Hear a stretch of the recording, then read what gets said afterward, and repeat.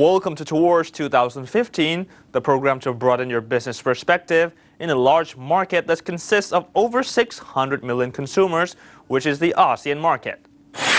The flooding of the industrial estates have resulted in heavy losses. Coverage company, the developers of software, aims to aid businesses hit by surprise to recover quickly. Let's hear the truth to their claims. สวัสดีครับ คุณแอนดรูว์ ดูเรีย the Managing Director of Coverage Limited, a specialist in software, in outsourcing and business continuity. How are you today, คุณ Andrew? I'm very good, thank you. Yes.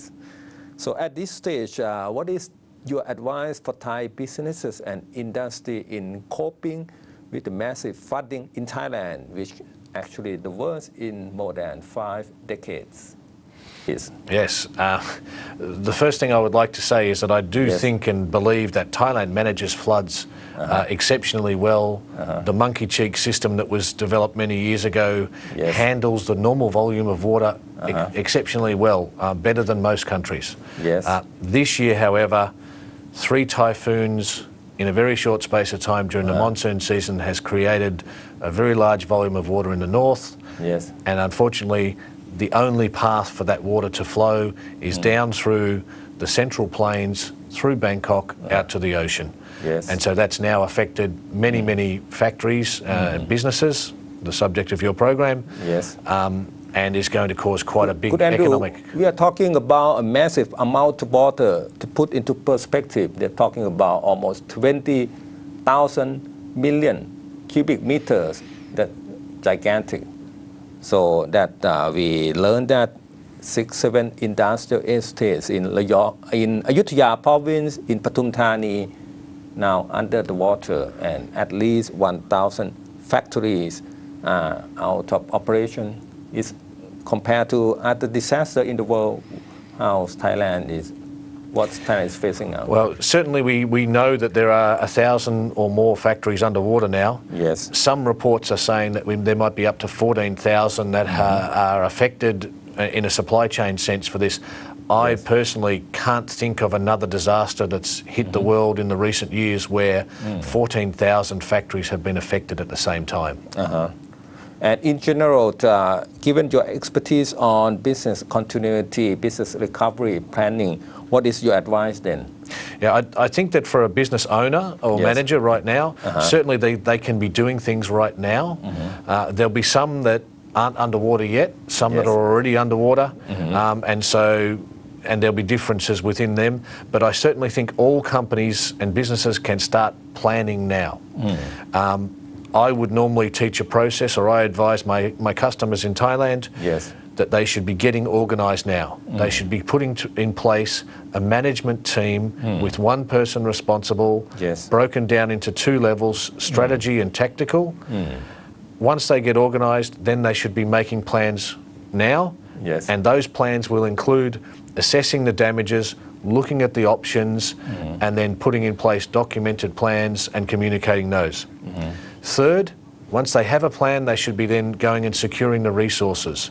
This is going to be critical right now. If you can book in your cleaning services, or start to order your equipment that you know is damaged, start to mobilise the funds that you may need to do this, talk to your insurance companies, the faster you can do that, the faster you'll be able to recover. Then you have to implement your plans. For that you'll need people, for that you need normal management, but critically in a flood where lots of other people are affected, you'll have to be very flexible in your plans and able to change them quickly. And then after everything's done, you really do want to undertake a review of the whole process so that you can prepare better in the future, and hopefully you'll have recovered quickly enough. In my experience with companies that I've managed through crises, in one case, we recovered in 18 hours, where our 2 biggest competitors in a logistics transport sense took more than 1 month, or sorry, took more than 1 week to recover.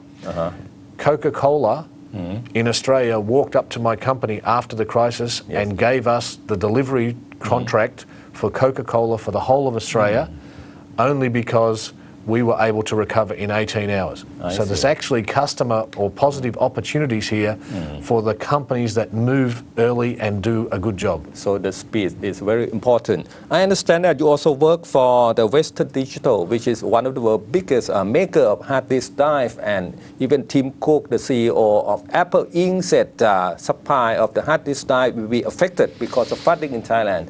So what your advice for Western Digital? Western Digital, I know, already have a good business continuity plan in place. They're in the unfortunate case of having two factories here underwater and Bang Pa-in. And Bang Pa-in. Yes, I believe, yes. They have many workers who now kind of... 30,000 yes. in Thailand. Please. The good news for them is that they actually have another factory in Malaysia, just below Kuala Lumpur, and they have the ability to increase the production down there. So they're one of the fortunate companies that can actually temporarily move some of their operations while they do a recovery process here.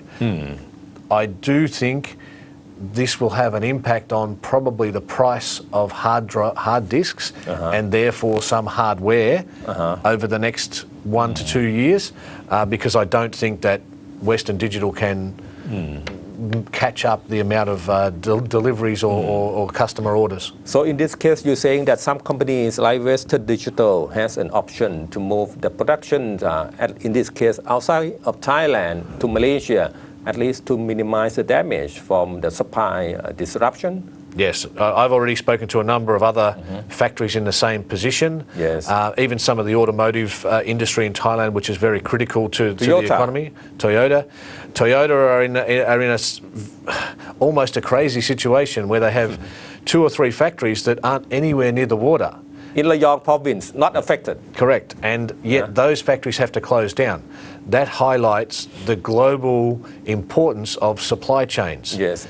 Many of their component suppliers work in high-tech industry or Bang Pa-in industrial zone or Ayutthaya, and now those factories are shut down. So Toyota can't, for example, get some critical pieces of the cars, and therefore they have to stop the whole assembly process. I see. What are the options for Toyota then, in your opinion? Yeah, that's the sort of thing that companies very much need to be aware of, because for Toyota, if I use an example of Honda, Honda's capacity in Thailand is something like 240,000 vehicles, but their capacity in Malaysia, which they could move to, is only 40,000. Very small. Yes, so they could temporarily meet some orders from a Malaysia operation, but their factories in Thailand will need to start looking for other parts suppliers. I see.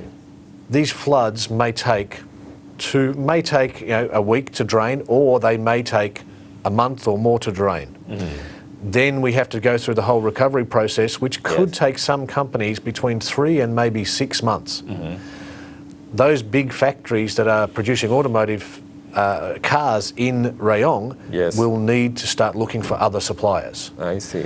That's where it's very critical, if you're a business that's been affected, to start acting quickly, to start talking to your customers, because you don't want those people to go and make long-term contracts with your competitors. I see. And what about other companies, smaller one and have less or no options? What's your advice then? Yeah, that's a sort of 5-step plan that I just outlined for those companies. They may have just 1 factory or 2 factories, both within the flood zone. Yes. Their workers may not be able to get in there now. Their management, they may have no communications or electricity at all. So those companies really do need to be very focused on communication, planning now, securing the cleanup resources now. Probably they need to go and set up some sort of temporary site if possible. Yes. Some Thai companies will be able to do that. They'll have the right connections and the right knowledge. They'll be able to secure other locations. I do note that in the newspapers today, there was already talk of spare warehouses increasing in price. Yes. But some companies could run a management function, say, out of a hotel. And I already know some companies running out of hotels today. So there are things that those companies can do to at least take some of the steps now so that when the water goes, they can quickly move in.